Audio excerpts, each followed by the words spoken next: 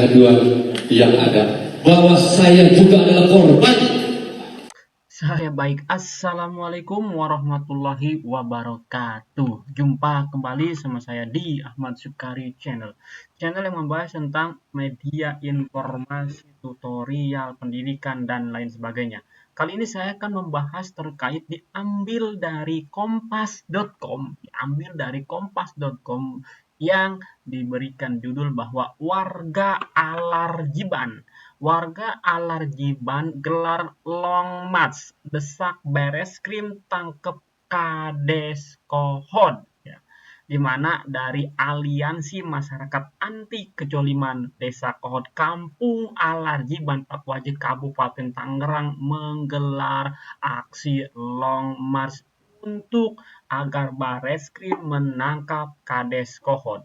Dikutip dari tangerangkompas.com bahwa warga Alarjiban yang tergabung dalam Laskar Jiban menggelar long march di sepanjang jalan Alarjiban, Desa Kohod, Kabupaten Tangerang pada hari Jumat kemarin, ya.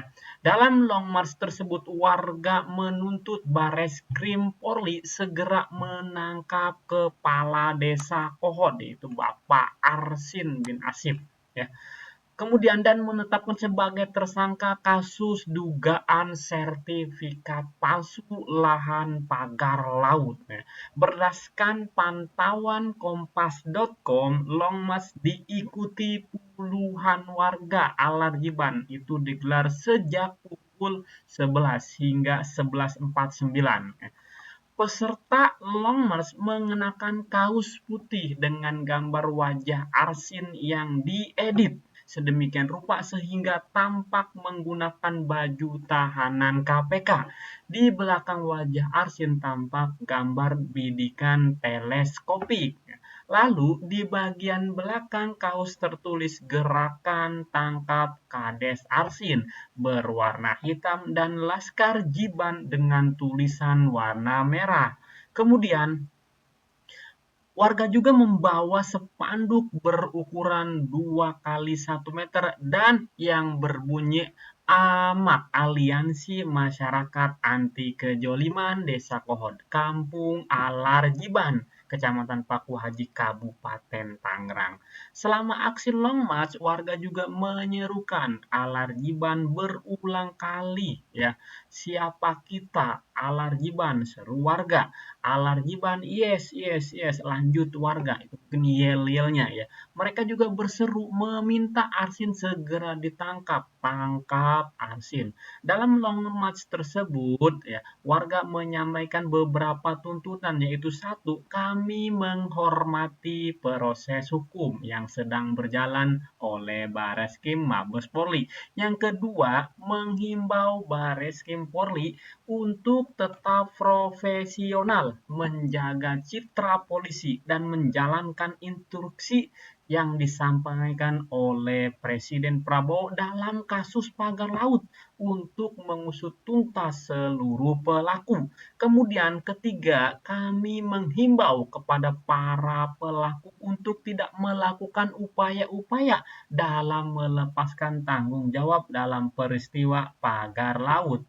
Kami menghimbau kepada warga pelaku untuk tidak melakukan upaya-upaya dalam melepaskan tanggung jawab dalam peristiwa pagar laut. Itu yang bunyi keempatnya. Kemudian yang kelima tuntutan adalah kami mengultimatum saudara Arsin dalam waktu 2 kali 24 jam sejak dinyatakan DPO oleh Bareskrim Polri, kami menemukan dan tidak ada tempat untuk saudara melarikan diri.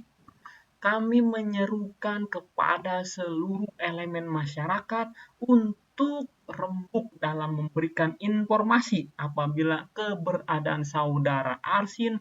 Gerakan inilah adalah gerakan antisipasi adanya upaya melarikan diri dari saksi kunci saudara Arsin dan sekaligus untuk membantu penyidik Mabes Polri. Nah, itulah yang bisa disampaikan bahwa sekarang sedang proses berjalannya hukum. Kemudian mari kita saksikan video. Arsin Yunihar menuding ada pihak ketiga yang menjadi dalang dalam kasus penerbitan sertifikat di area pagar laut Kabupaten Tanggerang, Banten. Meski demikian, Yunihar tak mengungkap siapa pihak ketiga yang dimaksud. Kuasa hukum Kepala Desa Kohot Arsin Yunihar menjelaskan soal pihak ketiga yang membantu proses pembuatan sertifikat hak guna bangunan dan hak milik di atas lahan pagar laut Kabupaten Tanggerang. Peran Kades Kohot diklaim hanya membantu warga menerbitkan NOP surat keterangan garap atas permintaan warga. Namun dalam proses penerbitan sertifikat, Kuasa hukum Kades Kohot sebut ada pihak yang terlibat pagar lautnya. Bapak Yunihar, ada pihak ketiga proses penerbitan sertifikat katanya. sertifikat difasilitasi oleh pihak ketiga. Hingga saat ini, Polri masih mendalami para pihak yang terlibat dalam penerbitan sertifikat di kawasan pagar laut. Polisi menemukan tindak pidana pemalsuan dokumen dalam kasus pagar laut. Beliau juga mengajukan itu kepada Bapeda untuk diterbitkan NOP. Namun dalam proses itu, semua berkas, hal-hal yang dibutuhkan di dalam persyaratan pengajuan tersebut difasilitasi dan dibuat oleh pihak ketiga. Karena pihak ketiga Beliau mengakui katanya tentang adanya pembuatan sertifikat itu dan difasilitasi oleh pihak ketiga. Nah, maka mereka lah yang kemudian mendorong, membuat, kemudian meminta menandatangani tanpa kemudian menjelaskan secara utuh hal-hal yang apa ditandatangani tersebut. Akibatnya terjadilah kemudian penerbitan SHM dan SHGB.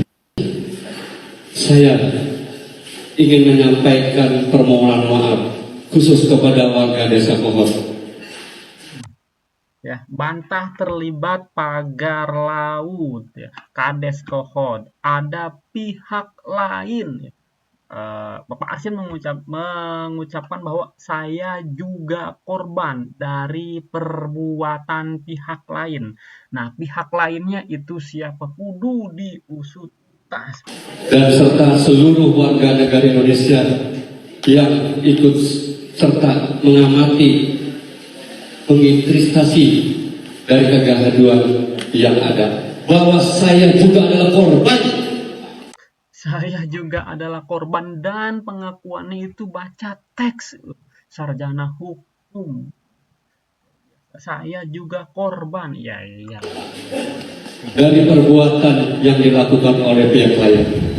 Oke, demikianlah yang bisa disampaikan. Semoga informasi ini bisa menjadi terang benderang dan mudah-mudahan kasus hukumnya pun bisa cepat terselesaikan. Jika ada yang keliru saya mohon maaf. Mari kita berdiskusi di kolom komentar.